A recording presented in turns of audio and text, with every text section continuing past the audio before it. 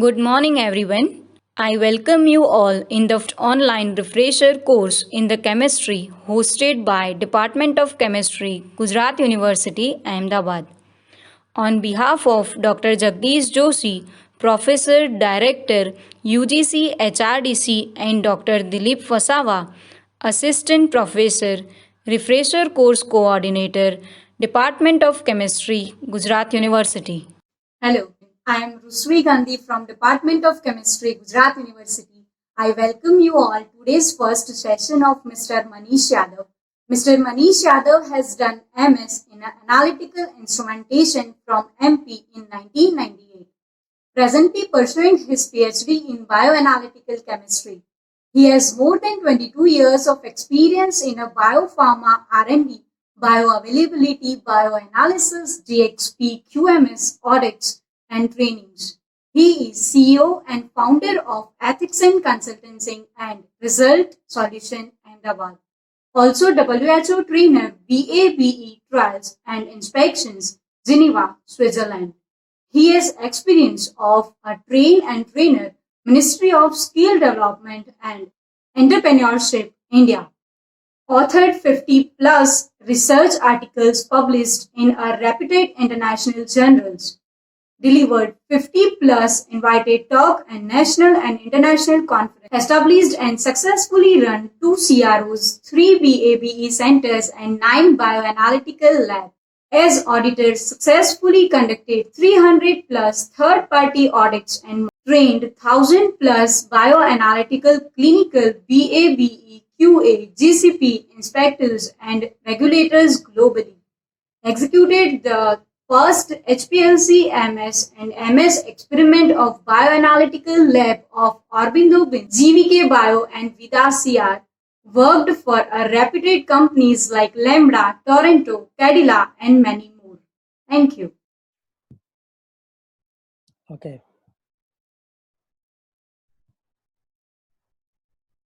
So let me start my sharing my screen. Okay, guys. So, dear friends, myself is Manish Yadav, and today I am pleased to speak on behalf of Gujarat University. When they requested me, they invited me. I am honored for this opportunity to present, to talk to you. Basically, today I want to talk on the Green Lab online refreshers course in chemistry, so organized by Gujarat University. So today I'm going to talk on Green Lab, its sustainability and future perspective. So myself, Manish Yadav, and I am founder and CEO of Ethics right now. It's basically a consulting firm. And I'm WHO trainer from APAC region, appointed through Geneva, Switzerland. I'm trained the trainer also. So with this brief introduction, let me start what I want to talk about. So I would like to talk or start my talk with a philosophy which I follow in my life. It's through George Bernard Shaw, and I strongly believe in this, which I followed throughout my life in pharma career when I worked for 16 years. And after that, I decided to leave the job when I was associate vice president at Alchem Labs Mumbai, and then I started my own company named as Epixin CRS, based out of Ahmedabad. So I strongly believe in this philosophy, where I believe if you have an apple, and if you have an apple and I have one apple, and we exchange apples, then you and I will still each have one apple. But if you have an idea and I have an idea, and if we exchange ideas, then each one of us will have 2 ideas. Thank you so much.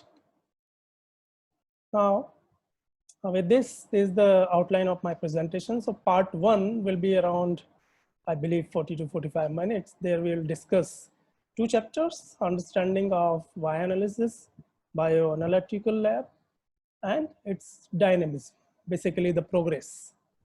The second part will be covering the current challenges for current labs, existing labs, and if somebody wants to come up with a new green lab, new concept. The second part will be covering understanding of expectations on Green Lab and future perspective of Green Lab. Let's start with part one, understanding the bioanalysis, bioanalytical lab and its dynamism. So let's spend some time to understand, if we want to understand bioanalysis, if we want to understand the progressiveness, the nature of bioanalysis, which is highly progressive and dynamic, we need to understand what is the science, what is the science behind it, what is basically bioanalysis. So analysis of drugs and biological matrix, that is what is bioanalysis. If I talk about bioanalysis or bioanalytical lab, it's an integral part of drug development process. Whether it is, so drug development is a big cycle. It will take almost 12 to 15 years. Earlier it used to take maybe 20 to 30 years to develop a new drug. So if you want to develop a new drug, I'm basically from pharma research, so I understand. Nowadays it is reduced to maybe half of the time. So it will take, still it will take maybe 12 to 15 years. Now you can relate this thing, what I'm talking about today's scenario where we are facing a COVID-19 virus challenge. So what I say, basically people are talking about vaccine will come from day one, means probably from March I'm hearing. It will come in 3 months, it will come in 6 months. Somebody was saying no, it will not come before 2 years, because the logical reason which I understood, my PhD is also on antiretroviral. Antiretroviral is mRNA basically.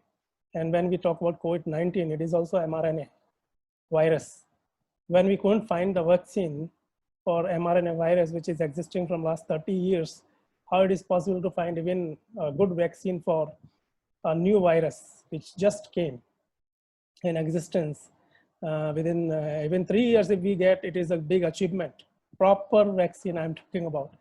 So drug development process is a big process, lengthy process. It is time taking because we have to see not only its safety, the effectiveness of that drug.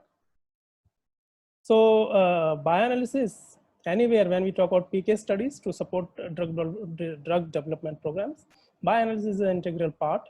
It's an integral part of drug development process, any process, whether it's INDA, investigational new drug application, or abbreviated new drug application, which is ANDA. Regulated bioanalysis, basically when I talk about, comprises of 3 vital components. It's an amalgam of basic science, which is analytical science, you can say, talk about chemistry, analytical science. Then quality aspects, quality practices, I say, when you talk about GCP, GLP and all those things. Then regulatory considerations. So which country or market you are targeting to launch your drug.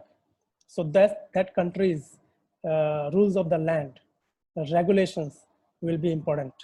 And all 3 things I should keep in my mind before I develop and launch this drug to a particular market. So bioanalysis will cover all these 3. So somebody has to have information and knowledge of these 3 areas. But over and above all of this, ethics is something which is focal point on all the fronts when I talk about bioanalysis. So ethics we'll talk in between so many times. So ethics is nothing which I believe when we are, or I am working alone, when nobody is watching me, how I am working, what kind of policies, what kind of SOP, standard operating procedure, or what kind of intent I am keeping, whether I want to finish my job like that only with the quality, or fatafat, fast, or it is with proper way. All these things made a character, and that character is important. So ethics is something basically we learn from our parents. They always teach us do the good things in a right way. So that is what ethics basically. So do the things in a right way, whether somebody is watching or not, that is called. So ethics are something, it is very important point when we talk about regulated bioanalysis. Next is when bioanalysis is there and you want to carry out, you have to have proper setup, and that is called bioanalytical lab. So what is the principal goals of a bioanalytical lab, ideal or typical bioanalytical lab? So bioanalytical lab is basically intended to develop a high quality bioanalytical methods with the characteristic of what? Basically error resistant, less downtime, less rescheduling. Means when you use this method, we should have proper identified criteria. All the values should be within that criteria, well within that criteria, not at the border even while validating the method after development. So well within the criteria. When we apply this method after validation, this method should not have much error. So it should be error resistant, should not fail again and again. We run a lot of samples in batches. So those batches failure rates should be nothing actually. It should be zero actually, ideally. But even then, if there are failures, should be less. So downtime will be less. Otherwise, we will keep wandering, spending time in troubleshooting, and there will not be any performance. So again, rescheduling of batches, analysis, reanalysis. We'll talk later on this part of the, maybe next part of this presentation. I'll try to talk on repeat analysis and other things. So rescheduling. Another important aspect, it should be cost effective. We cannot, when we talk about regulated bioanalysis in commercial space and anywhere in the world, the good bioanalytical lab has to have some performance criteria. They have to perform. They have to be profit making. Otherwise, nobody will run that facility. So there will not be any existence of good bioanalytical lab. So it should be profitable. So cost effectiveness is also important, but not on the quality of cost of quality. Right? So quality has to be there in all aspects. Generate lab should be able to, or method should be able to generate reliable, reproducible testing data. And here it comes to data integrity, which is a very high focus area for today's regulatory agency. On any auditor or inspectors coming to your facility, they see this aspect critically. So data integrity, we'll talk again later. For a bioanalytical lab, method development, when I talk about, is a core activity. We need to develop a lot of methods. So it's a continuous process. Quality methods we need to develop within a stipulated time. It demands extra efforts along with management of other time-bound routine projects. So when somebody is working like a senior scientist in bioanalytical lab, he has to not only continuously focus on development part of methods, various methods, one or two, whatever his responsibility within that group. He has to do other routine activities like checking the data of existing analysis, other projects, guiding, training the newcomers, sorry, developing the team and others. With that, they have to focus highly on development part because method is core. If method is good, their life will be smooth. If method is not good in a longer run, they are spending a lot of time in making up that method, rescheduling of the things. So it is time consuming and definitely not at all cost effective. When I talk about other important things, how will we decide whether this method is good, what we are developing, or how we develop a good method? What are the characteristics of this method? So high quality method is in high demand. And I always tell to my team, high quality methods, it will be in demand, always be, because it was, it is, and it will be. And I relate this thing with one of the example there. I say, good people always good people always are in demand, because even a bad person needs a good person. Similarly, high quality method may be a little bit taking more time. Sometimes we feel sticky. Sometimes management come and pressurize us for timelines and other things, but we should give enough time to develop this method. To have quality output, we have to spend time in development so that later on we should be able to save time, and it will be in multiple. Because if something happens after development, after validation in analysis phase, it is really a wastage of time. It's a huge loss. And sometimes you lose even clients and businesses because they will not come back if you are not able to deliver quality results in time. Anyways, So the quality of bioanalytical method can be decided by 6 M's. This you all should remember. This is very important slide. The 6 M's basically are man, machine, methods, material, milieu means environment, and management.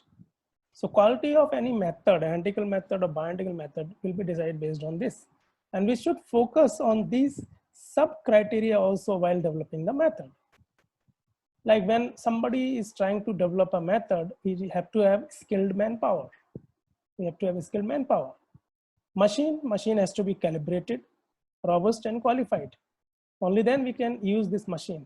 So I'm saying without checking this, if we started developing and we developed and validated also, then later on the auditors will come, they will never accept this method because they will check this aspect. Methods, whatever methods, preparation methods, solution preparing, mobile phase preparation, biological sample treatment, these methods has to be properly characterized.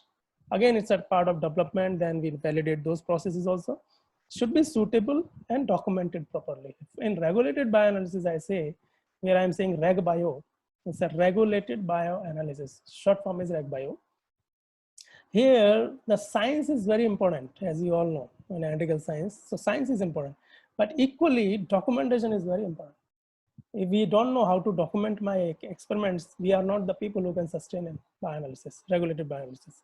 Another aspect is material. So whatever standards or material or liquids or solvents we are using should be of proper quality. They should be with COA. Even the, suppose we are using the drugs, the molecules which we are dissolving in the solvents, making solutions, those drugs also should be properly identified. Then milieu means environment. We have to have proper temperature controlled. Most of the labs are AC, air conditioned, centralized air conditioned. These labs and everything should be properly maintained. Two things, especially temperature and humidity, and irradiations, radiations, quality of radiations, vibrations. So like if I take an example of analytical balance, should be vibration. We should put these analytical balances on vibration free tables. Last is management. So all kind of support, all these materials, manpower, skilled manpower, good machines, okay. Management is responsible to provide all these resources. Only then an analyst or maybe group leader will come and probably develop this method. So method, when we are developing, we have to keep these 6 M's in our mind. This is very important slide. And a good method can be achieved through extensive testing knowledge, time and efforts. So, so many times we need to do testing. Once we find results are good, we need to do further testing. We need to we need to put variations in conditions little bit here and there, like pH. If there is a pH of 3, we are working, then 3.2, 2.9, 2.9, 3.1, how it is working. These kind of variations we have to do, and then we have to clear my method is still robust enough. In a longer run, method has to be cost effective. Now longer run I'm talking about. If you put good time initially in the development, you will be having less downtime and rescheduling in later phase. Highly desirable for management front, multitasking job. So when people are doing multitasking job, the good support from management is important. Next is, I'm coming to the lab infrastructure. There's a standard lab. You can see this is sample processing area. When I talk about bioanalysis, regulated bioanalysis, it's a part of clinical pharmacology, most of the time, the PK studies, pharmacokinetic studies. So when you talk about pharmacokinetic studies, especially bioequivalence, BAB, we say BAB studies, bioavailability, bioequivalence studies will have 2 parts. One part, clinical research, another part, bioanalytical research or bioanalytical lab. So clinical research, they conduct the study, they call the volunteers, they follow rules, they follow GCP, they follow good clinical practice, they follow their SOPs, protocols, study specific protocols, procedures, and they call the volunteers. Volunteers will stay, they collect the samples as per schedule and design, study design, they collect the samples. They store the samples their time being, and then they transfer the samples. Depends on, again, requirement of the drug, stability and all of those aspects. Then they transfer the samples to lab, bioanalytical lab, another part of that study. So it's a bioanalytical research, bioanalytical lab, their samples will come. So our job, bioanalytical people's job, basically people's job is to analyze drug available in those clinical or human samples. So for that you need a lab, sophisticated advanced lab. I'm saying you need very good air conditioned, temperature controlled labs because most of the pharmaceutical drug components, they are unstable at high temperature. So we have to control our analysis. So we need controlled environments, not only just to show, it is to follow. To get a quality method, we need quality controlled or well controlled lab. So we have in lab, we have two parts. First part, a chemical treatment area, a sample processing area. Another part, equipment wing, where we have equipment. So you can see here, we have equipment. And in typical bioanalytical setup and today's recent or current bioanalytical lab, most of the labs, 99%, they are using only one machine. The platform is only, analytical platform is only known as mass spectrometer. And in today's era, we use tandem mass spectrometry, like maybe triple quadrupole is most suitable machine. Triple quadrupole mass spectrometer is the most suitable detector in pharmaceutical, or I say in the bioanalytical or bioanalysis, regulated bioanalysis. So it's basically a machine is LC-MS-MS. So it's HPLC coupled with mass spectrometry, tandem mass spectrometry. So that is what I say LC-MS. It's a standard lab which I created along with other guys, and now this lab is running very nicely. Not only having 14, now they have 49 LC-MS. They are global. This lab is really very successful and big, located in Ahmedabad and across globe, so many units. So a standard lab will have a processing area, equipment wing. Then in equipment wing, we will be having proper setup for equipments, all calibrated, validated, identified, properly maintained machines with the documentation and everything. Here we have all the support system, chemicals, reagents, mask, fume mode, everything available to do the routine job, whether it is development or analysis.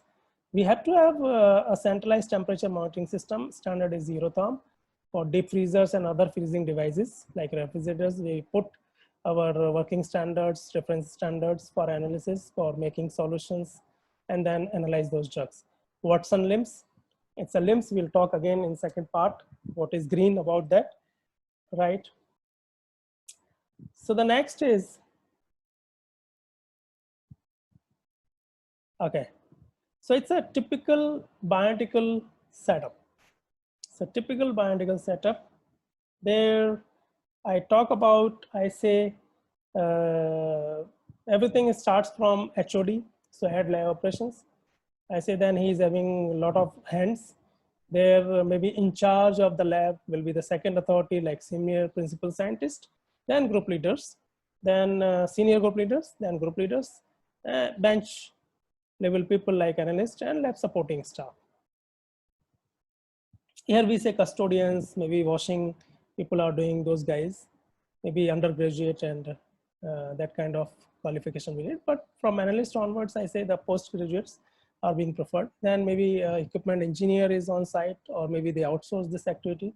But on site is ideal when we have more machines. Watson LIMS, it's a laboratory information system. We'll talk later on this. Then report writers, custodians, as I mentioned, then bioanalytical quality monitors. So quality monitors, in lab, we say quality control, like plants and others. In our labs, like when we have bioanalytical labs, bioanalysis we are doing, we say bioanalytical quality monitors. They are reporting to head HOD of the lab. And otherwise we have QA also, CQA, QA, like centralized QA, quality assurance or quality assurance. They will do at the organization level, all the quality checks. These guys will do quality checks, review and everything within the department. Like for clinical, they have their own CQM, clinical quality monitors. For lab, we have bioanalytical quality monitors.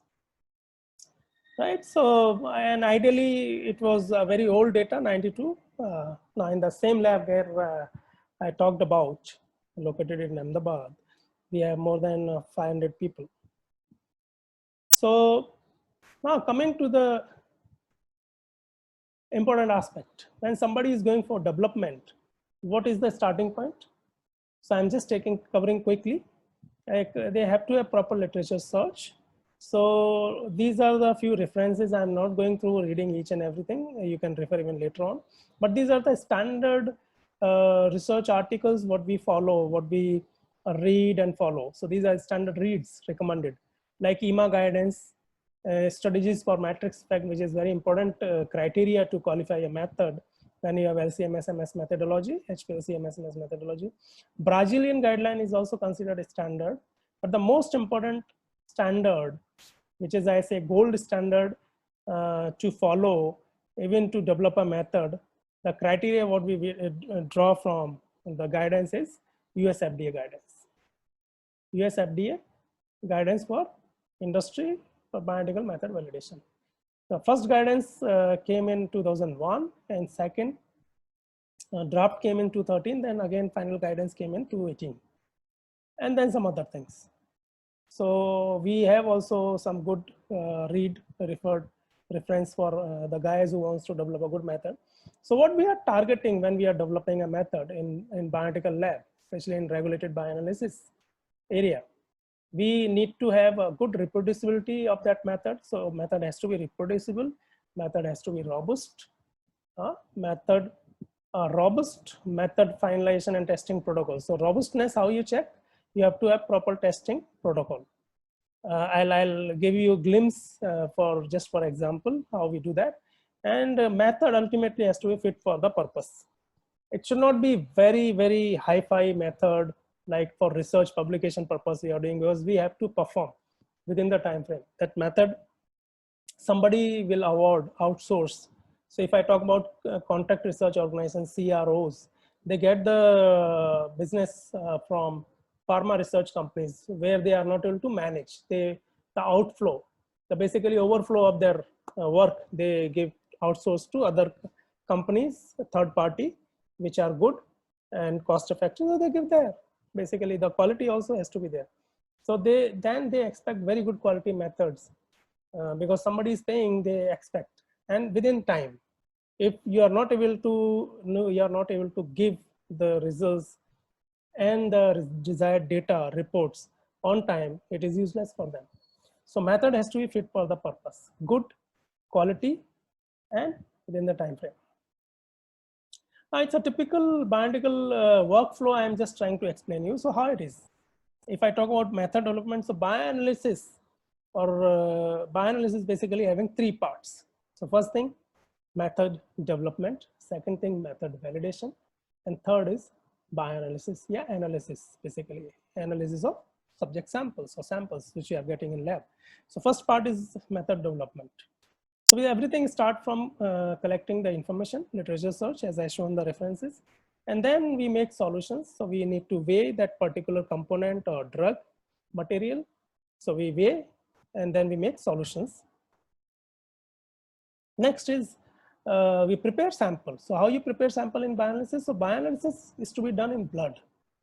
So blood is having two components basically, red blood cells, red color if you see of blood, it is because of red blood cells majorly. And then we have other cells also, but then majorly red blood cells. And second is watery part, that is called plasma. In pharma industry, 90% or 95% bioanalysis will be done using plasma component of the blood. So here if I say sample preparation, it means we are adding particular drug in plasma. So this is called fortified samples, whether it is standard calibration to prepare calibration curve. Against that, we'll analyze the QC and unknown samples, we'll get the concentration. So whether we are preparing a standard curve, a standard calibration curve standards, or quality control samples, we need to add particular drug concentration, so that we'll get the final concentration of that standard. So like 1,000, 500, 250 nanograms if I talk about. So we add accordingly drug, maybe less, very less, 2 to 5% of drug solution in plasma, because it should not having more component of echo sample, what you are adding from outside in plasma. Otherwise, it may change the nature of plasma, which we don't want. So it should not, because actually we are getting drug in plasma from the samples we are getting from clinical human volunteer. When they are taking drug, then we are collecting samples. So it is naturally happening. So in that we have very small amount of drug, and that is pure plasma we are getting from clinical research department as a sample, where we need to identify or quantify the drug. Here we are fortifying, we are adding little bit sample solution in plasma and making those standards. So we are making standards quality control samples for analysis. Sample prep, then we do treatment. So treatment, basically, majorly we are adopting three methods to treat samples in bioanalytical lab or bioanalysis.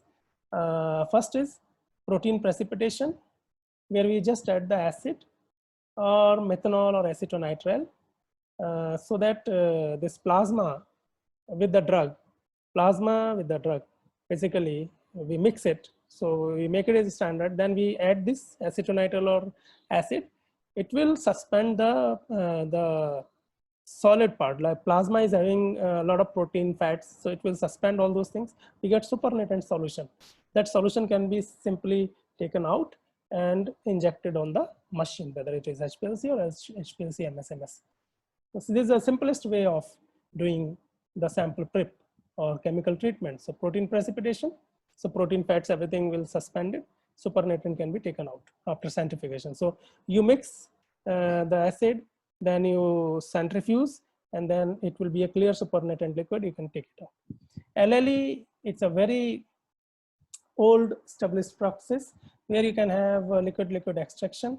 You add organic solvents based on, again, science, understanding the characteristic of the drug molecule, and then you decide which kind of methodology, solvent system or solvent you add. In plasma, you rotate for 20, 30 minutes, or you vortex 100 samples like this, 100 samples all together, and you get again there also you get a lot of mixing, but then we centrifuge. These tubes are 5 ml or plastic polypropylene tubes. We centrifuge, you again get supernatant clear organic layer that can be transferred to the another new tube, and then we dry it, and after that we what we say reconstitute in mobile phase, and we inject on. Then there is another, this is liquid. There is a better methodology, we get more clearer sample. Then the final best methodology is solid phase extraction. Here it's a kind of small columns, you can say, C18 material, another mixing of material you can do based on nature of the drug, and then you select these SP cartridges, solid phase extraction cartridges. There we have loading of samples like first of all conditioning with water, methanol water, then loading of sample like plasma sample, again as I mentioned, standard quality control and samples you load. Then you apply the pressure vacuum, this will go off. Drug will be retained in these columns, small columns, cartridges, and then you wash it with other buffers and other like mix of solvents. You wash the bad part, dirty part of the sample, and you get your drug should be retained. So you select sample solutions like that. Okay, then finally you break that bond through a very strong, like maybe acetonitrile, or you use methanol with acidic condition. So it will break the bond with the partial, what I say, temporary bond of drug with cartridge material what they had. So you can get the pure drug in liquid, that, and that liquid can be again dried and reconstituted with the mobile base, and you can do that. So it's a long process. I will not go into the method development, but I'm just trying to tell you. So this is a standard flow. Once you select which method is better based on, again, results and combination trial, but these trials has to be done scientifically based. So we are getting results, based on results, you change your methodology approach, and then you go ahead. Like that, you probably finalize SP. So your processing method will be solid phase extraction, and then you go for another part, MS, HPLC, like you have HPLC, MS. So your MS, you have to tune, you have to optimize for the molecule. So start getting spectra, you start getting peaks, you optimize LC condition. There you have mobile phase, you have columns, everything. So it's another machine which I can't put the picture, HPLC.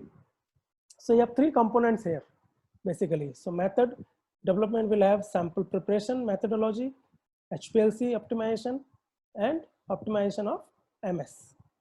So you optimize MS with the parent and daughter ions, and then you set everything is ready.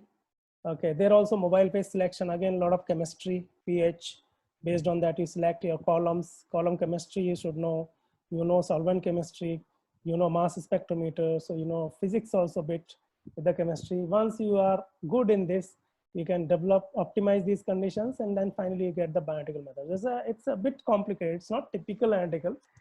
Because of this sample prep area and combination of two machines, it has become complex area. Sample prep itself is a different, because it is not only chemistry. You need to have a lot of biological knowledge, biology knowledge, because we are playing with the human samples, which is again blood, plasma, urine, serum, all these things. So finally we optimize the method and we say my method is ready. Then we'll go for a small experimentation. Before validation, validation is a big experiment, small testing experimentation, right? So these are the experiments.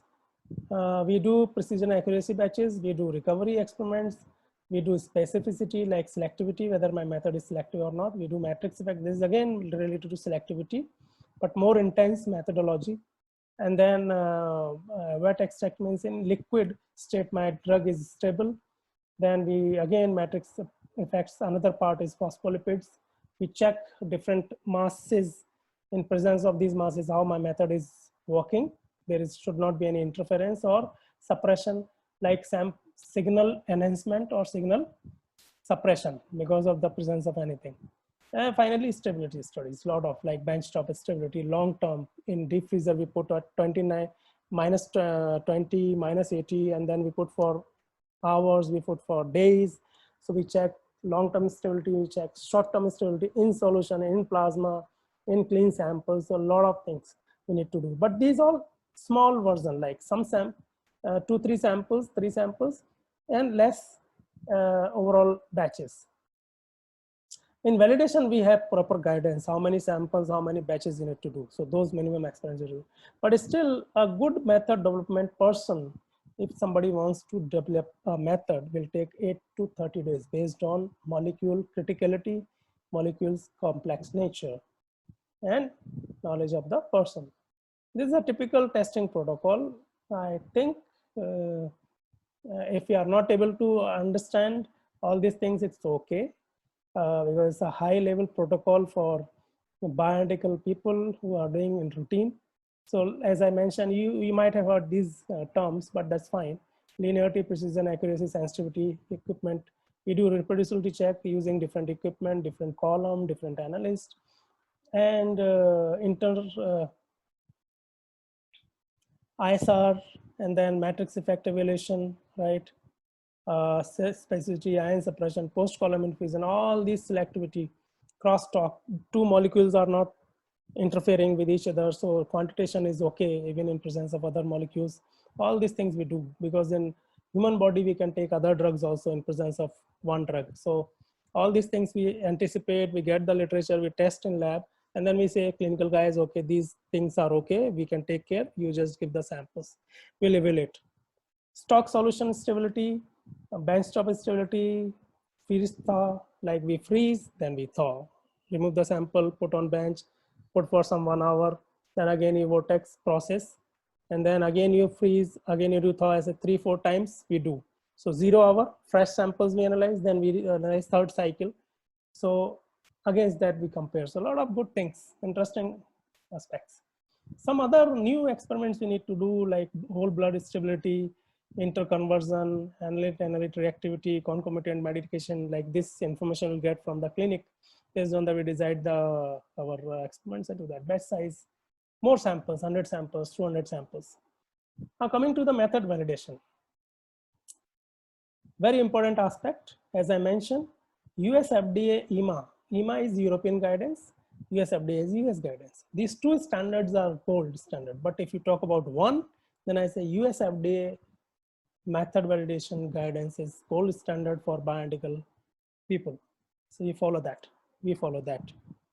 It is 2018, we have the latest guidance we received, and that everybody is following across the globe. So for us, whether we are sitting in Ahmedabad or Hyderabad or Delhi or New York or London, somebody is validating bioethical method will follow single standard across the globe. This is US FDA. So it's a gold standard, which I learned. So I did all my publications, more than 50 plus publications from India, while sitting in India, working in India, we did that international publications. So this work is acceptable because we did as per those standards, whatever we have done. So these are few things. Again, I'm saying some good references, but a bird thing for our methods, validating any method, we apply these two standards, basically mix of these, but primarily US FDA, which is again considered gold standard, and all methods developed using specific biological matrix. Like we cannot change the matrix while study. Once we validate the method, then we inform them, and then say, no, in place of plasma, we are giving you serum. That is wrong. So we cannot analyze samples if I am validating method for plasma. So either I have to validate, redevelop and validate the method for serum, then only I analyze serum. So why to do that? So be informed, and then accordingly things will happen. There's a repetition again, how we do that. So it's a method validation. What we do, once method is set, we have SOP, method SOP in place. We train the guys on that. We delegate the guys, what are different analysts, how many, group leader, this person, that person, we do this. So delegation of responsibility to the people, and then training. So again, somebody will go and weigh the compound, make the solutions nicely, correctly, in presence of QA. So quality assurance QM guys will do in process. I'll come to that point. Then we do sample because method is set.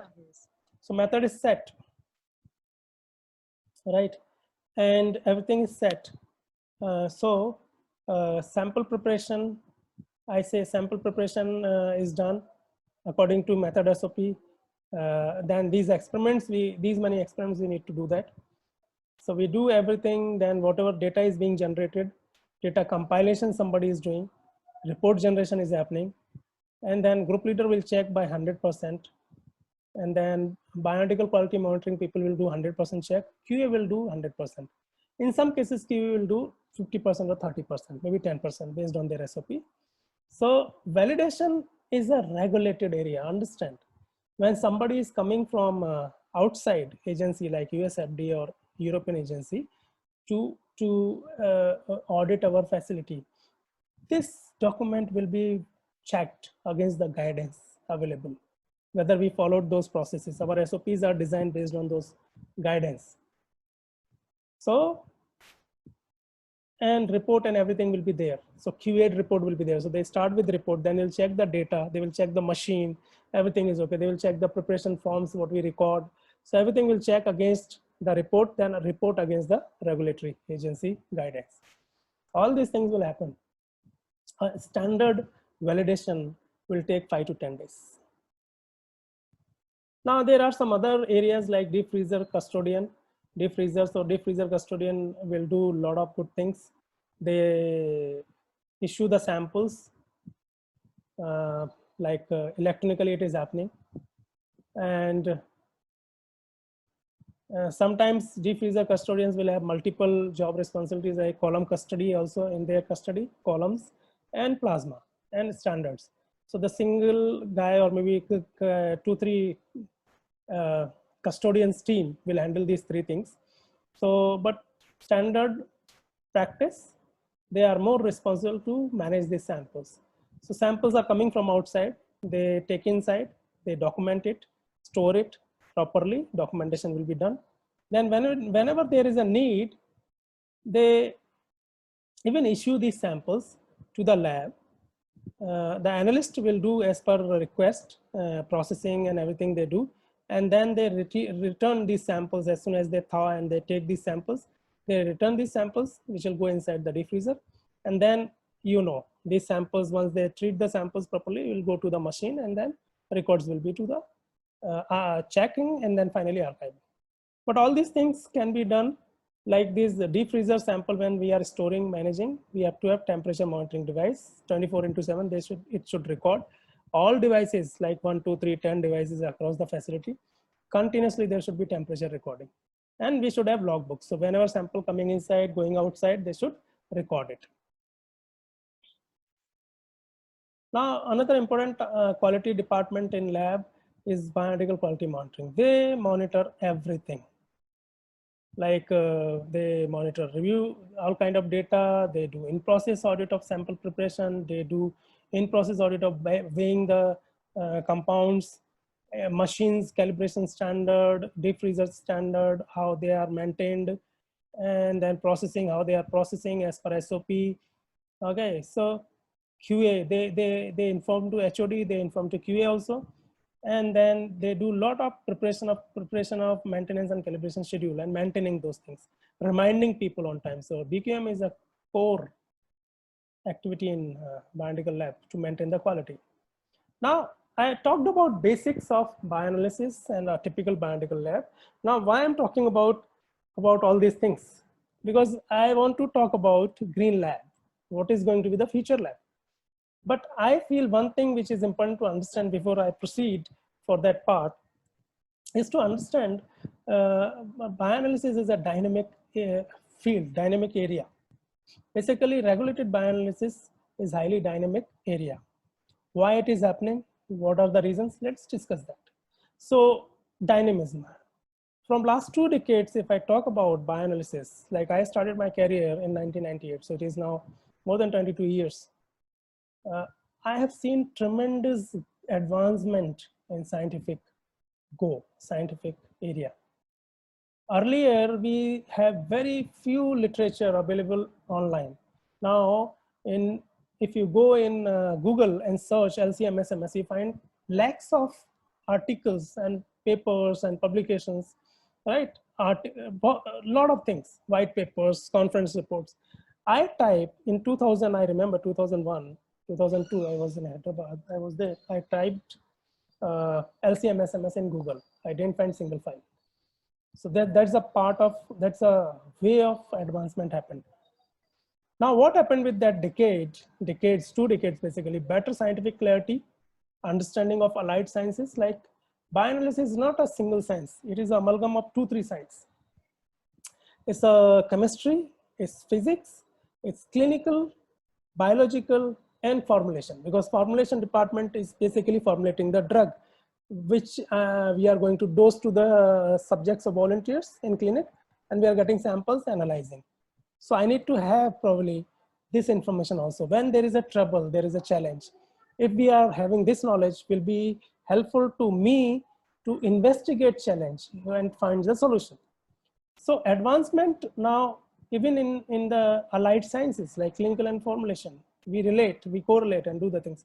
Extended experimentation for quality and reliability. So initially we used to do precision, accuracy, selectivity, few experiments, and the method is validated. But now we do a lot of extensive experimentation. I'll take it in next few slides.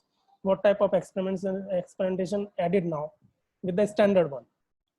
Good quality practices. Earlier, we even hardly knows what is GLP.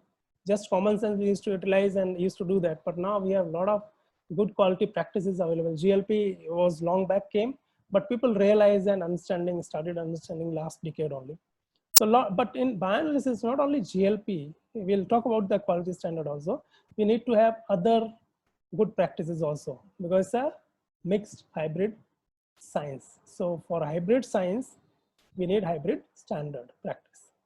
Regulatory advancements. So as you can see, a few of my earlier slides, but here also, a lot of audits happen to Asia Pacific, India, especially India grown very nicely in this area.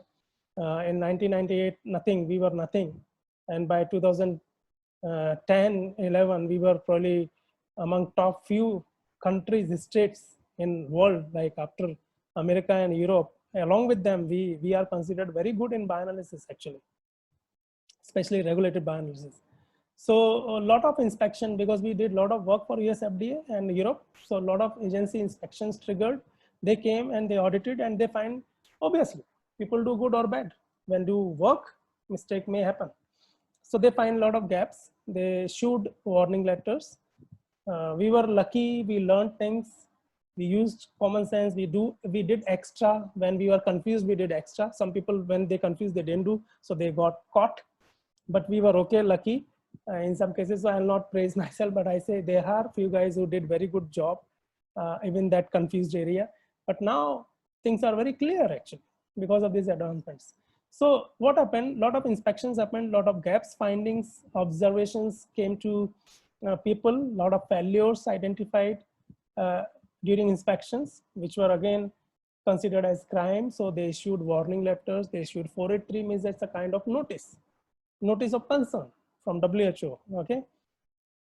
So what happened? All these things made us to understand we need to learn what it leads to transformation in regulations and quality aspects. So we learned not only science, we learned regulations, what kind of regulations they are growing, implementing in their countries, especially US FDA, US and Europe, and then quality aspects. Because most of the Indian companies, they were launching their drugs in US and the European markets, because those are lucrative markets. There you have very good money.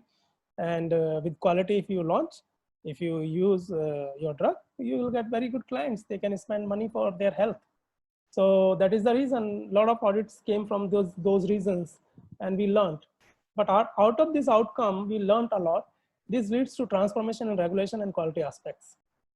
And other important aspect, advancement of new bioanalytical method validation guidance came into picture. So many, if you see last 10 years, EMA, which is Brazilian, then ANVISA, EMA is Europe, ANVISA is Brazilian, US FDA 2018.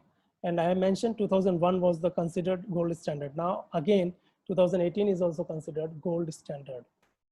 Now ICH, it's an international conference for harmonization. GCP, ICH, GCP we say, good clinical practice.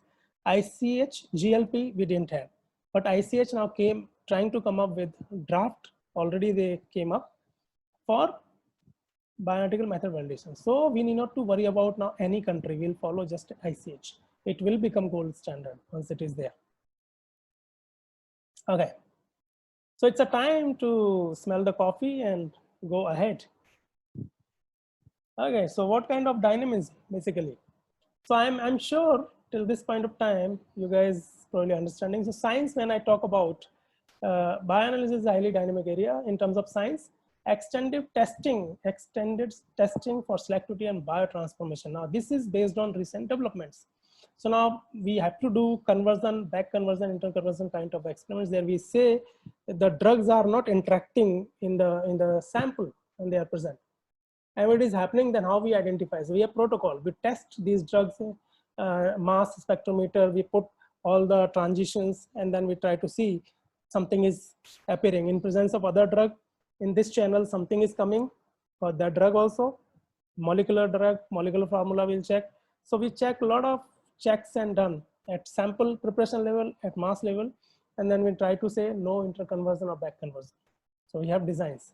Pro-drug, drug, metabolite, metabolite to drug, drug to metabolite conversion. These kind of experiments we have to do in lab.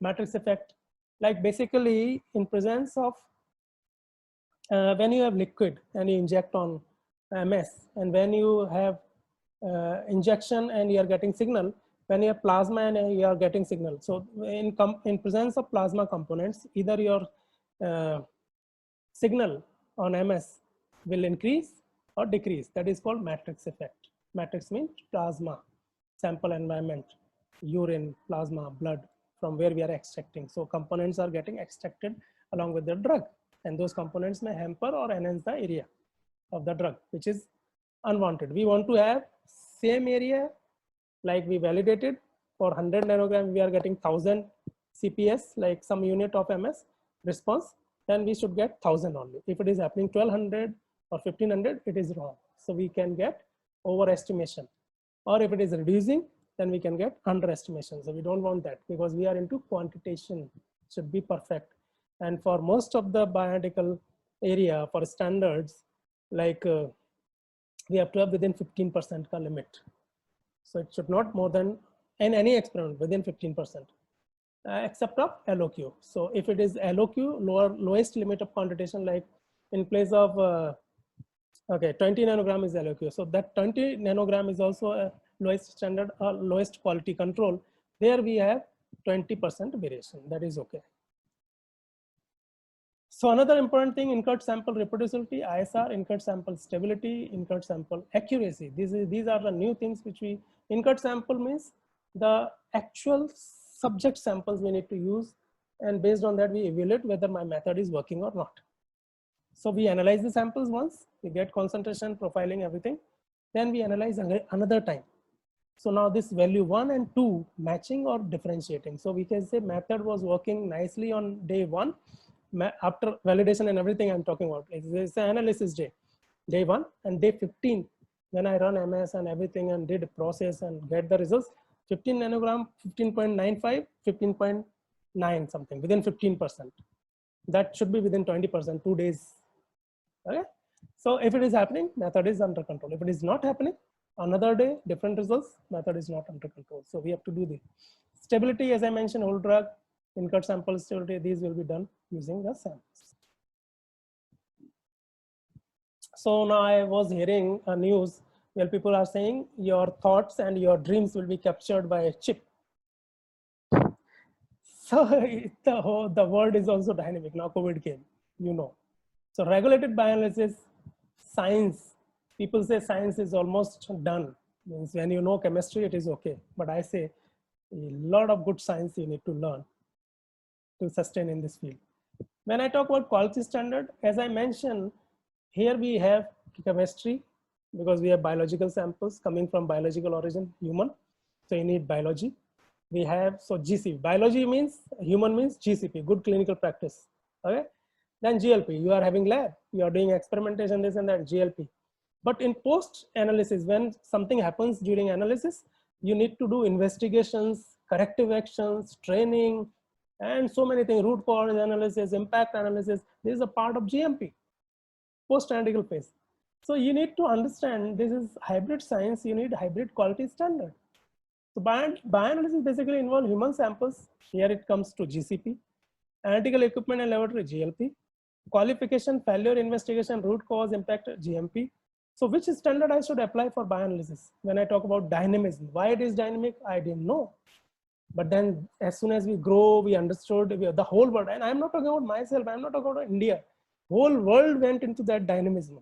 If I say 98 to 2020, still there are new things. Recently we got DI guidance from WHO, data integrity guidance. That's also happening. So many new things happening. So GCP, GLP or GMP, single, not useful because it's a hybrid science. So hence bioanalysis demands probably a very hybrid kind of quality standard, which is GCLP, good clinical laboratory practices. What is it? Scope dekh lete hain. So it is applicable to the laboratories that analyzes samples generated during the conduct of clinical trial. Any trial which involving human and samples are coming, there it is applied. So where blood samples, if you are handling, GCLP should apply. Pharmacokinetic studies, I said, BA, bioanalytical, bioavailability, bioequivalence studies, pharmacokinetic studies. These studies, if you are doing in your lab, then GCLP has to be applied, not GLP or GMP. Okay, analysis of ECG, like diagnostics labs. So we have different testing there also.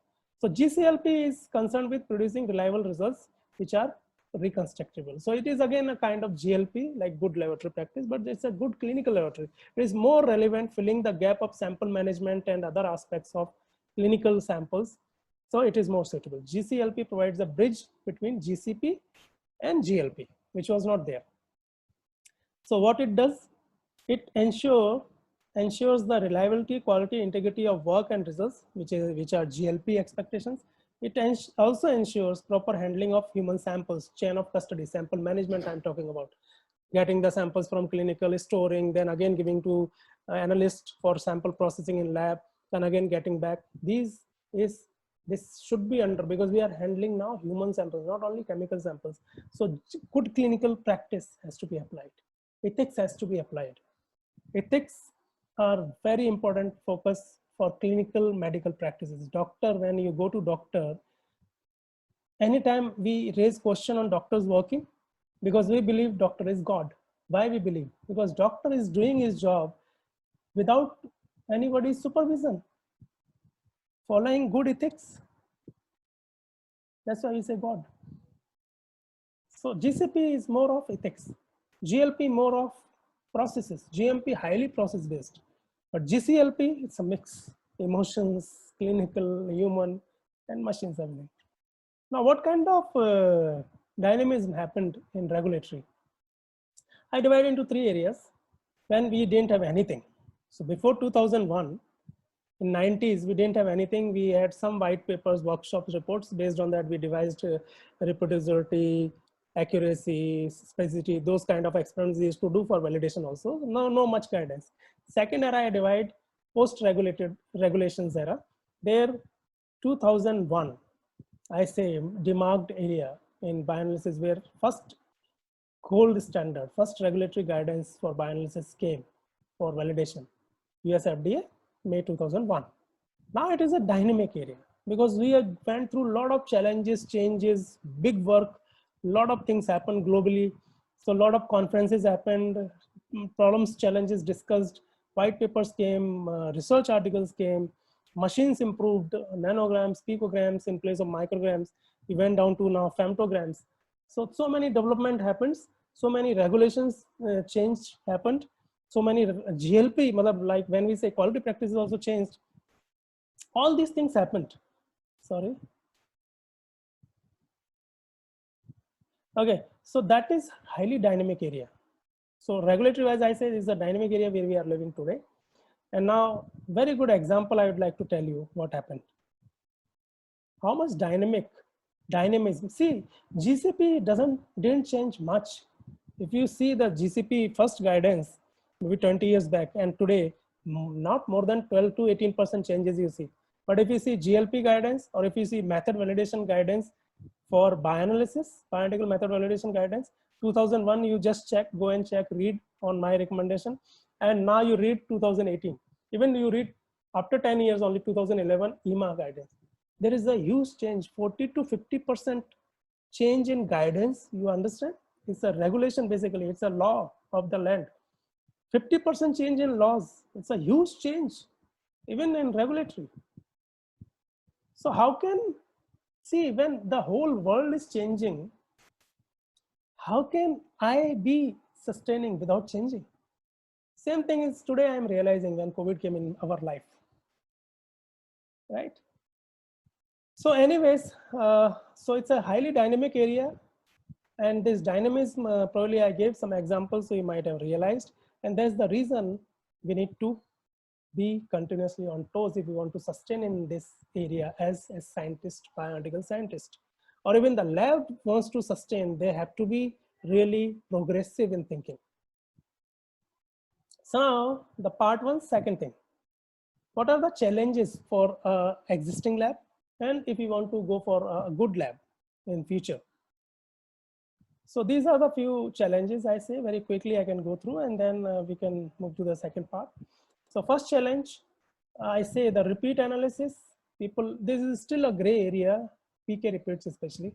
Data integration, when you integrate the chromatogram, when you get the spectra, when you get the chromatogram, basically how you are integrating. Data integrity is a different area altogether, big challenge. Still people are learning. As I mentioned recently, we got some draft guidance from WHO. Training is evergreen area, like repeat analysis. Training is very evergreen area. I'll tell you, I'll give some examples. There are a lot of mistakes people does, and still trouble. Outstanding regulatory findings. So some things which are coming even today after inspection, these are still area of improvement. So first thing, repeat analysis. So challenge, and then I'm sharing how we handle also very quickly.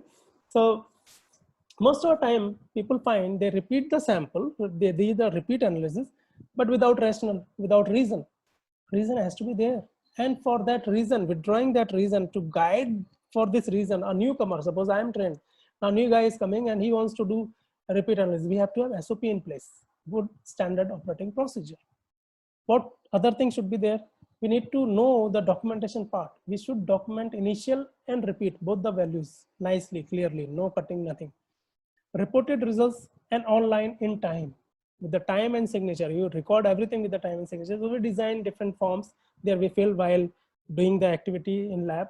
Reported results properly, assay run identification properly identified, run time, date, everything, equipment is identified, calibrated.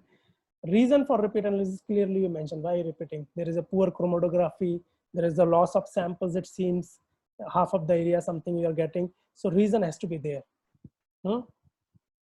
Next, authorization of the reanalysis. So this analysis, if we are going before do any experiment of repeat analysis, the HOD or the senior person, senior group leader or HOD has to, especially HOD has to approve this, because he should know something is getting repeated. It's a critical thing. Regulatory people will come and ask, and they may come after 5 years. So how you remember 5 years down the line? So you have to have proper documentation. So in regulated bioanalysis, equal weightage has to be given to science and documentation. And we teach people like that. So regulated bioanalysis is different in two terms. First thing, we have biological samples coming from human origin. Second thing, documentation. Somewhere in standard analytical lab, it's okay to escape some of the steps, but here, no, nothing. Repeat analysis of a clinical and preclinical samples should be performed only under a predefined SOP. So we have to have SOP in place so that we can avoid all these issues. Otherwise, they keep asking, and after some years, even somebody will not remember why we did that. Even then we remember, it is difficult to identify the reason. So it should be done properly. SOP of guideline for repeat analysis, reason for repeating, and acceptance criteria should be there. So SOP should have clearly why we are repeating, when you repeat, which kind of approach you adopt, investigate how you do, acceptance criteria, when you accept, when you not accept. It's a typical profile. Otherwise it should be red means should go ideally, but black means this is happened. One sample came high. Now what to do? So repeat analysis has to be done. So SOP has to be done. Now you do reason for repeat. So repeat analysis for clinical samples for regulatory purposes.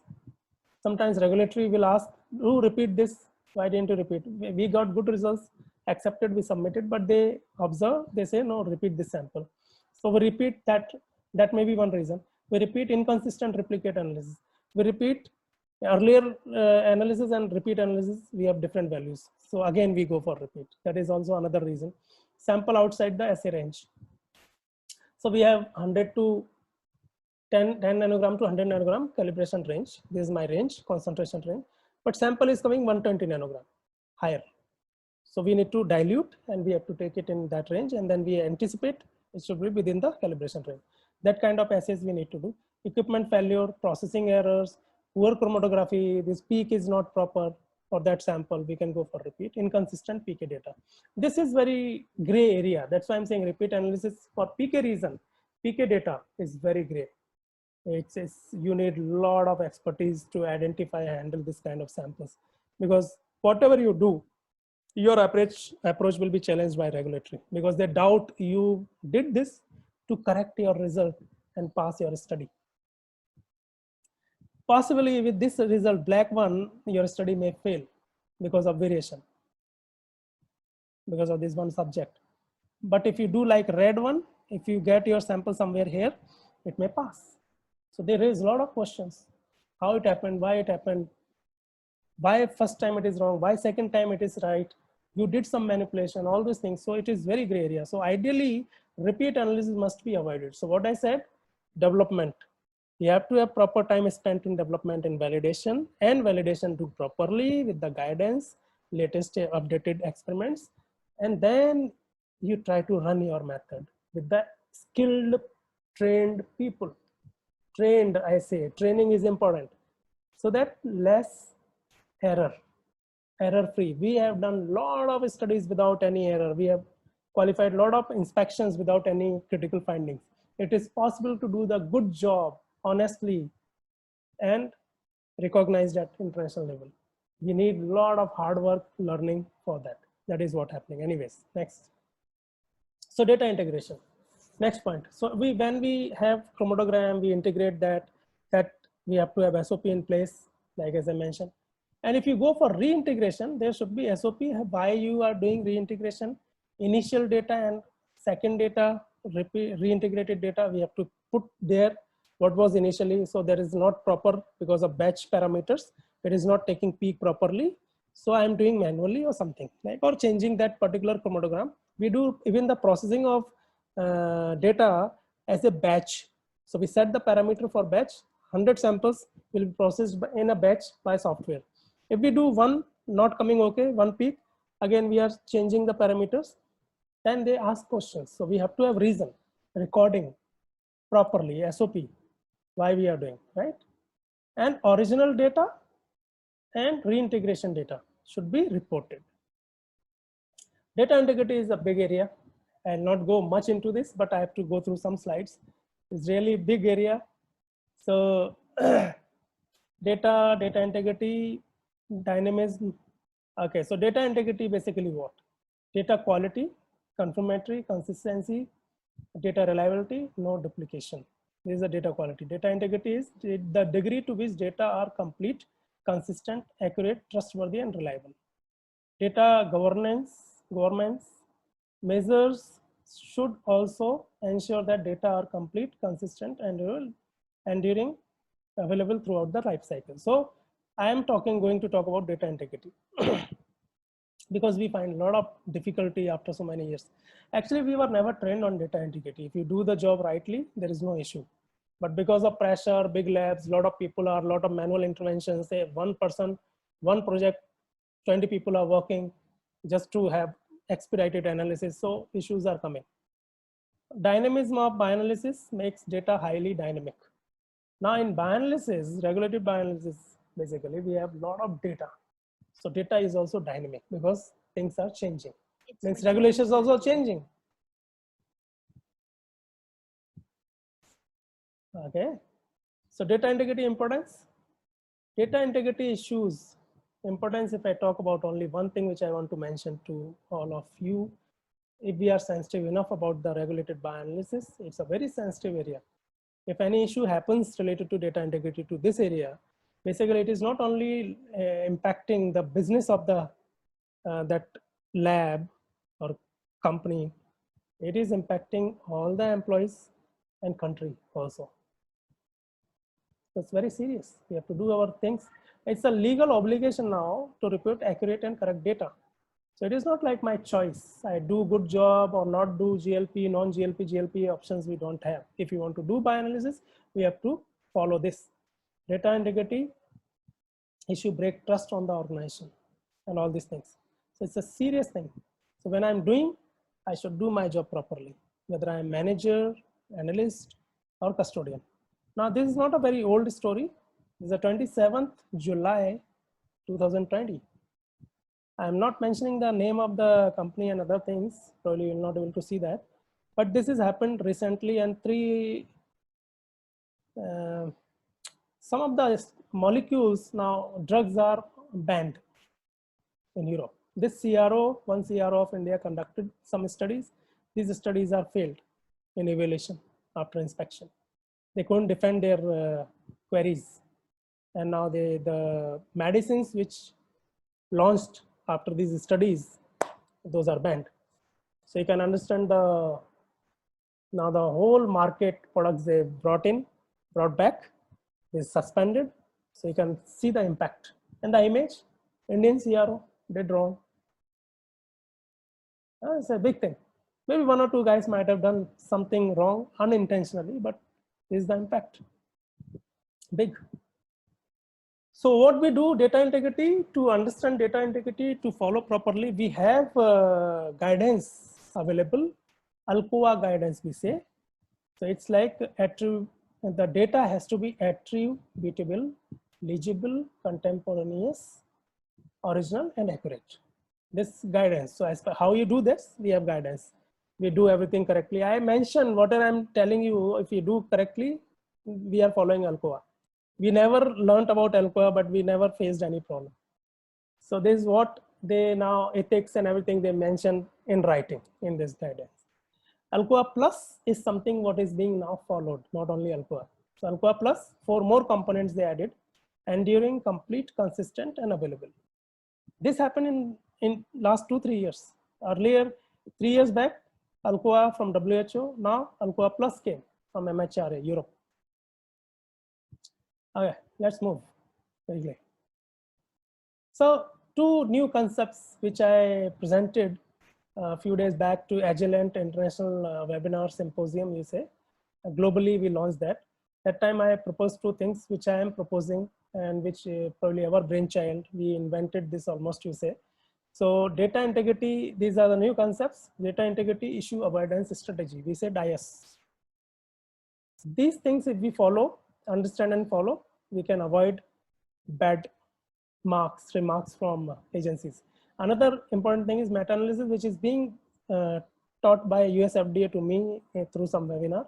So I am officially sharing with you guys these 2 things. If you understand and apply, these are the new concepts which will be helpful to avoid data integrity issues.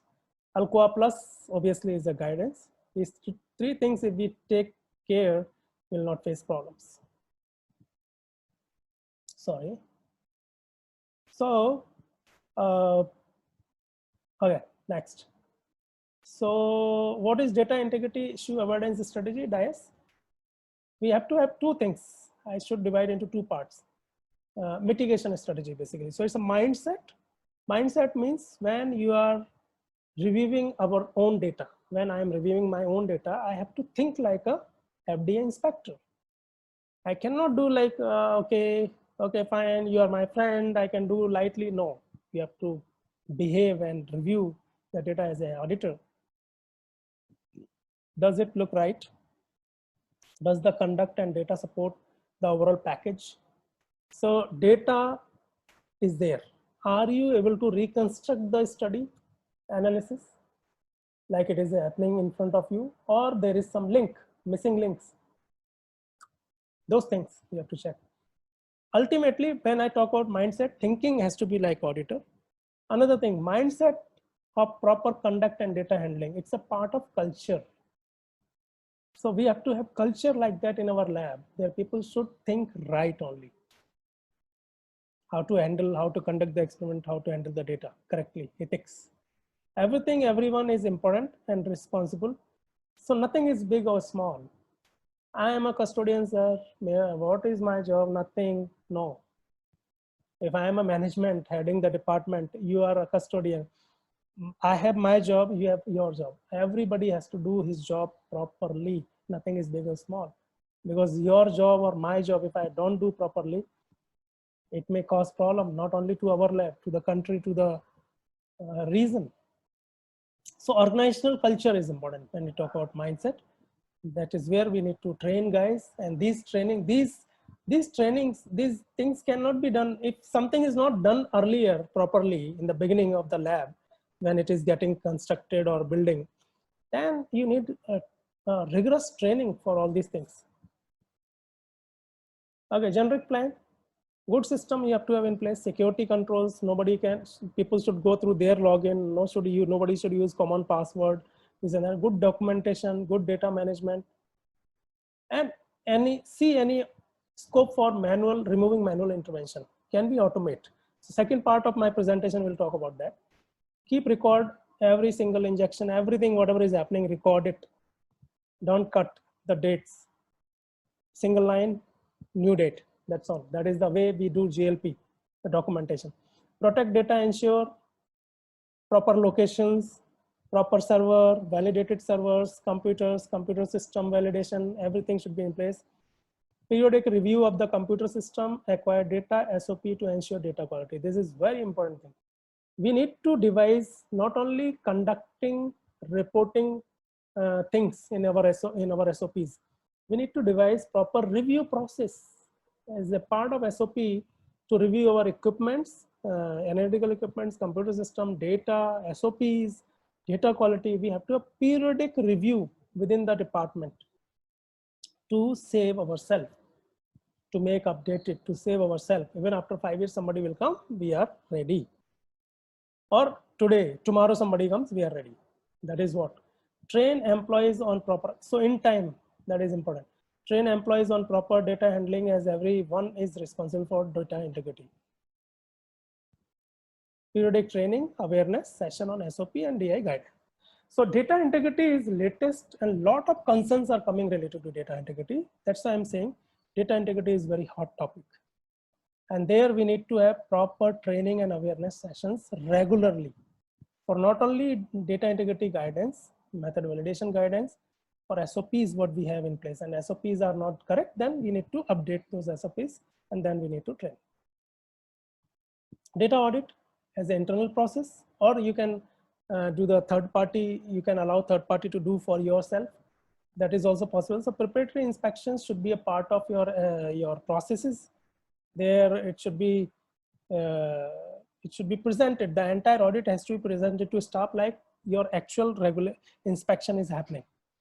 So as a third party regulator, I go so many times, I do that. I'm a consultant. After 16 years of experience, I started my own company. So now I'm a biopharma consultant, helping so many guys, so many labs in India and outside country. So we go there, and I pick up a result and trace from like procuring that drug, making that solution data records, to batch run, to report, to everything, then interviewing people who were involved in batch processing, who were involved in machine operation. I ask then HOD where they did repeat, if they have any investigation, all those things I check. Single batch, end to end, including notebook. If somebody developed the method, I ask them from where you get the literature. If you get PK value, from where? So that is what the way you should do, either within the organization through your QM, BQM, bioanalytical quality monitoring, or QA, or third party. So do the best. Verify the data integrity, audit trails, demonstrate all data is readily retrievable. Now, the good thing, understand, everything done nicely, recorded, everything done in time. We are happy. Everybody is happy after our quality conduct of that study. Even validation is good, analysis is good, everything is good. But your data storage archival is not proper. And when somebody is asking, okay, give me this method validation, you archived. After 2 years, somebody came and give me archive that method validation of that number, so and so. And you are taking 2 hours to remove that file. What does it mean? It may not be intentional, but then you are not efficient their part. So your retrieval, restorage, data, sample, everything should be efficient. That is what is required, and consistent. Data analysis, this I learned, this is another big concept. But DIAS is something which is done by us in India and across the globe. So nobody thought of that. So DIAS is meta-analysis is a part of DIAS, which I got from US FDA, attending one seminar. So meta-analysis means it's a trending basically. So you do a lot of studies in lab, lot of analysis, lot of validation. You try to see maybe 10 method validation and try to see what kind of challenges you are getting, failures, out of criteria, repeat analysis. Like if you're doing analysis, there is an error in processing, there error on machine, mobile phase, or there is a failure investigation. What kind of investigations, training issues or processing issues or what? So you try to record multiple errors, multiple things, multiple methods, and try to see the trend, which are coming more. Repeat analysis is a challenge, training is a challenge, error on machine, error in processing, what kind of thing? You do Excel, do find out percentage. Suppose 100 challenges, 100 errors, and 25 errors are related to only sample processing error. Means you should more focus on training of sample processing people. So trending, it is basically meta-analysis. And now FDA, as per recent concept, they are asking you do this compulsorily before we announce our dates to come to your facility. You should be officially ready with the report. They never asked this. Earlier, people were doing as a good practice. Trending and QA department used to keep that, but they didn't do that. Not as a regulatory practice. It's a good quality practice, good practice, I say, but now it is a regulation. So they are asking for that. And they are saying either you need to submit remotely, or we can ask, then you submit, or we can come, then you show. But do this. So meta-analysis is basically you store the data, then there is a metadata generated. Based on that, you can sort. If you know computer, sorting the data, you can sort errors, you can sort the data, different studies, this and that. So that is from they got it. So meta-analysis is a very important part to maintain the quality, to avoid these kind of issues. Training is evergreen. Till the time we are in lab is having automation, lot of machines, this and that, but still for taking decision. Now people are saying artificial intelligence, but still drug discovery needs, even in this era, a lot of human brain to take the decision. So that is what I need. So manual intervention, whenever it comes, there are chances of error because we are not machine. We cannot be consistent as machine because we have emotions. Today my mood is not okay. Somebody came to me and say, "Sir, kya karna hai iska? What kind of decision? Yes or no? P ke lena hai, nahi lena hai?" All those things they say. I say, "Okay, lena." And if I am not in mood, not emotions are there, it may be wrong decision. So I need training. And same thing I need to do for others. So when there is a human, there are chances of error. When there is a human, there are chances of inconsistency. When there are manual intervention, inconsistency may be possible. So we need a lot of training. Training of mindset, training of technicality, training of quality, training of regulations, training of balancing, and then training of consistency. Then training of SOPs, preparing good SOPs, preparing procedures so that we can get consistent outcome each and every time. Training is important for consistency, consistent outcome. And most of the audits, today if I talk about problems, data integrity and trainings. Data integrity, errors, and investigations, corrective actions. Training, anything. The guys who has done identify the samples not properly identified, not training properly identified. So something happened human. So training is evergreen area. So we have to have proper training. Their JDs, job description and CVs should be in place, and proper SOP for training, detailed SOP for training. Trainings can be on SOP, trainings can be on processes, training can be hands-on, training can be within organization, training can be from the conferences outside. They can call the trainers from outside. I'm WHO trainer, I'm going, so people are taking help. So training records are to be maintained properly. Again, everything is done nicely, but training records are not maintained properly, then again you are gone. Now somebody is coming and checking, it is gone. It's not good. Okay, great. Now another thing. So outstanding findings. What kind of findings you are getting now, even after having all these things? This is again part of dynamism. Challenges. So poor understanding of quality and regulatory requirements. So people say, "Sir, we know this guidance, this is saying this," but their understanding on that, sometimes they say between the lines, we couldn't understand. So quality control samples, suppose we have 3 concentrations, 3 samples per concentration. So they say 4 samples, sorry, 3 concentration levels and 4 samples, so 12 samples. So 3 levels, 4 samples. Now they say total 67% samples has to be passed, and each level 1, each level 1. But in that case, in guidance, they have given 2 samples, 2 samples per level. Total 67, each level, only one sample has to be passed. Now people started saying, even then they were taking 4 samples per level, and they're saying my 1 sample is passed now as per guidance. But from day one, I followed that. If I'm taking 6 samples, I say, boss, minimum 3 samples has to be passed. In my validation, I used to take care all 6 should pass. But in worst case scenario, at least 3. If 3 are not passing, I say reject the batch, do go again for analysis, rerun, reprocess, rerun. So understanding what they are saying and then implementing properly. So poor understanding of quality practices and regulatory requirements is one of the biggest area. There people are saying this reason of repeat is not okay. This investigation is not okay. Corrective action is not devised properly, completely. It is not complete. Poor implementation of well-written as achhi SOP. You got somewhere some good references or through your friends or companies, got a good SOP, but when you implement, people are not able to do that as per that SOP. So good SOP doesn't mean anything. Good SOP means the SOP you have written cautiously, good SOP, and then you are able to implement and follow. If you are not able to follow good SOP, it is bad SOP for you. It's SOP deviation. That is again a crime in terms of regulatory. Repeats. When and why? How?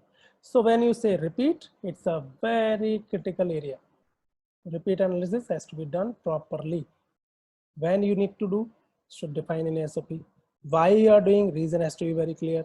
How you do, 2 samples, 3 samples, different days, these many samples, this is the way, everything has to be defined. SOP wise, in SOP, and then method wise. Then you go, then you record. If anything happens, again record, close it. Take multiple departments help if it is not. Go to formulation, try to discuss with them also. This happened, you know about your molecule more. So tell me, is there any interaction, any other chemical which may be involved minorly? You didn't mention in content, but you know, small amount. Yeah, I added TFA, I added for that. But then you can say, oh, on my MS, that may be a pause. I don't know. So those are things. Anyways, documentation, neglected area, because scientists like science. When you say document, they say, oh, no, sir, I am not feeling good. I say, if you want to sustain, if you want to grow, you need to learn documentation. Documentation cannot be missed in regulated area, regulated lab. Investigations, root cause, these are the missing areas. Root cause not proper, impact analysis missed, kappa is not, pathetic approaches incomplete, major concerns. And training, insufficiently trained staff.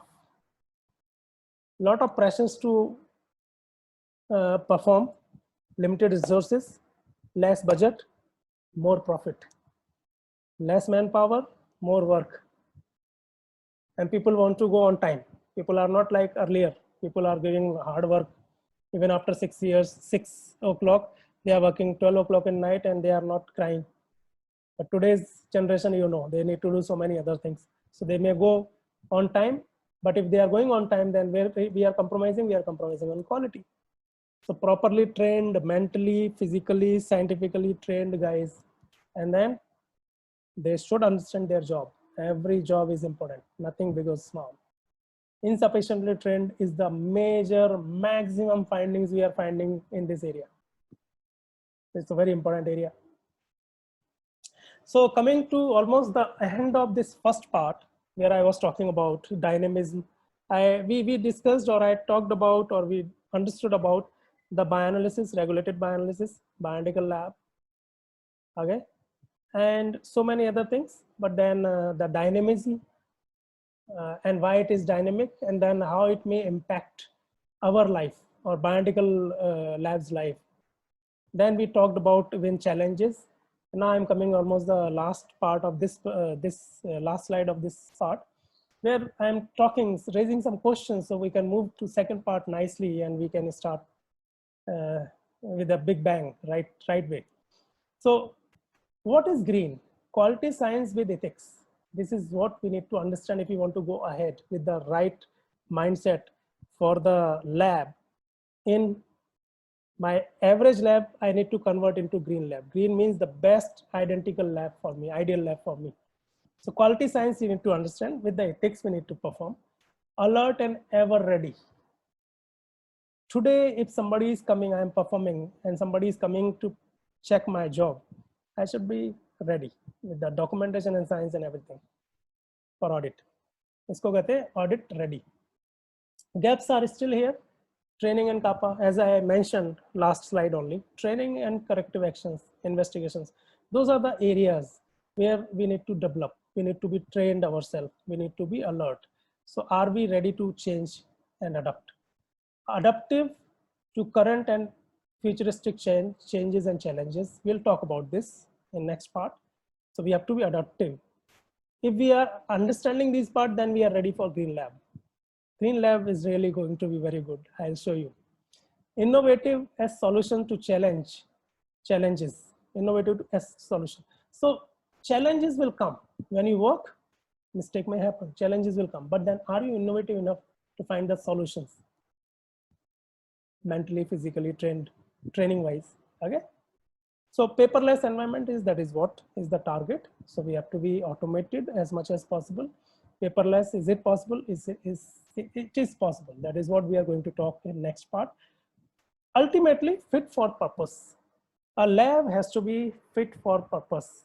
For what we are intended, that outcome has to come out in time. That is also with the quality in time. Outcome, scientific, regulated, in time, proper output in time. That is important. Okay. After time, it will not make much sense. So when I talk about Green Lab, which is basically fit is hit. In Hindi we say fit hai to hit hai, right? So let's move to the second part, and I would like to stop here, and maybe in next part I'll take a next part of this maybe recording.